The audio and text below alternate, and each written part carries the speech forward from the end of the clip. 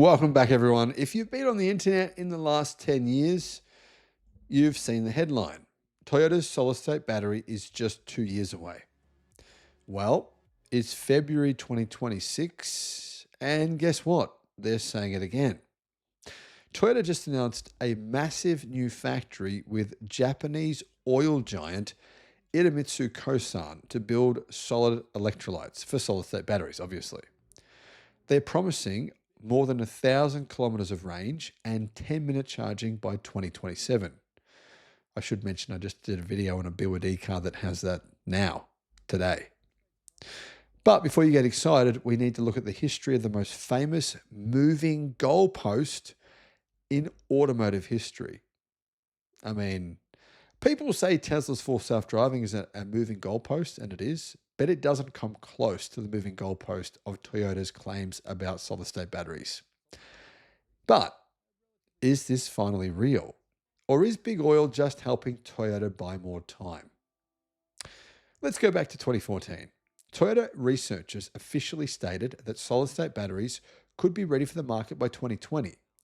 And they said that they had a prototype battery that worked in 2014. That was 12 years ago. By the way, we were never allowed to see that prototype. Then it was 2021. They said it would be ready for the Tokyo Olympics. Then they said it would be ready for 2022. Now here we are in 2026, and the official date is 2027/2028. This is at least 5 separate timeline shifts in a decade. While BYD and Tesla were actually building millions of electric cars, Toyota was perfecting the art of the press release. Why is it the negative news we see is always about Tesla? 99% is about Tesla, who actually build millions of electric cars.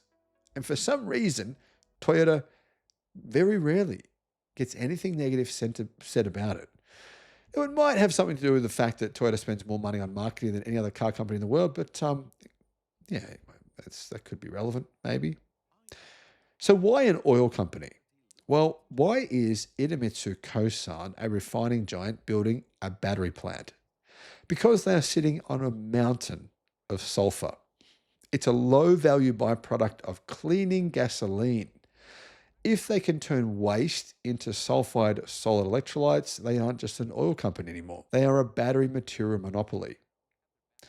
So, the technical specs. Well, sulfide electrolytes are the focus because they are soft and adhesive. There's a few different routes that solid-state batteries are going down. There's really 3 different major routes, and one of those is sulfide. Sulfide solves the contact problem between the anode and the cathode, but the trade-off is longevity. They don't last very long. Cracks form every single time you charge. Toyota claims that they've solved this, targeting a 40-year lifespan. 40 years. I mean, solid-state batteries, the biggest reason we don't have them in cars today is really just one thing. They degrade too quickly. And Toyota's saying, we're going to go from having this problem where the batteries degrade too quickly to just leapfrogging the entire industry to having batteries that last longer than anyone else, except, of course, for Cadle's sodium batteries and BYDs. 40 years, my friends, that's longer than most people keep their houses, let alone their cars. Sounds a little bit optimistic to me. If you'd like to book a paid consultation, you can do so, and I'll put a link in the description below. If you want advice on what electric car to buy, solar systems, all that kind of stuff, you can do that.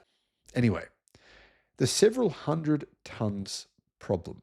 The new pilot plant is expected to produce several hundred metric tons of electrolyte annually. Sounds like a lot. It's not really. That's only enough for a few thousand cars.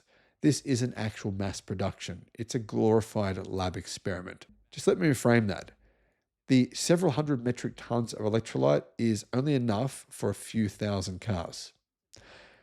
The market reality is this. While Toyota is building a pilot plant for 2027, BYD is already testing their second generation blade batteries with an energy density of 190 watt hours per kilogram at the pack level. They're already going into vehicles right now, right?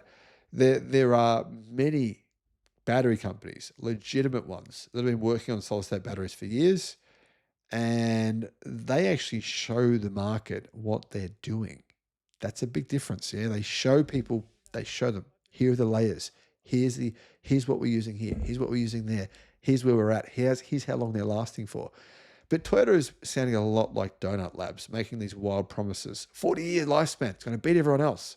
That will obviously beat everyone else. No one else is promising a 40-year lifespan. Now, Toyota doesn't lose the long game, but they're currently losing the now game. And they're probably going to lose the long game as well. This partnership with Idemitsu is a brilliant move to pivot Big Oil's infrastructure into the EV space. If it worked out, it would be anyway. But until the car actually rolls off a lot with these specs, it's still just yet another promise. The world doesn't need more 2028 promises. It needs 2026 results. Thanks for watching. Guys, if you want to install solar panels, a home battery, or a home charger, the best way to do this for your situation is to go to the links in the description below, and they'll take you to a page where you can compare everyone.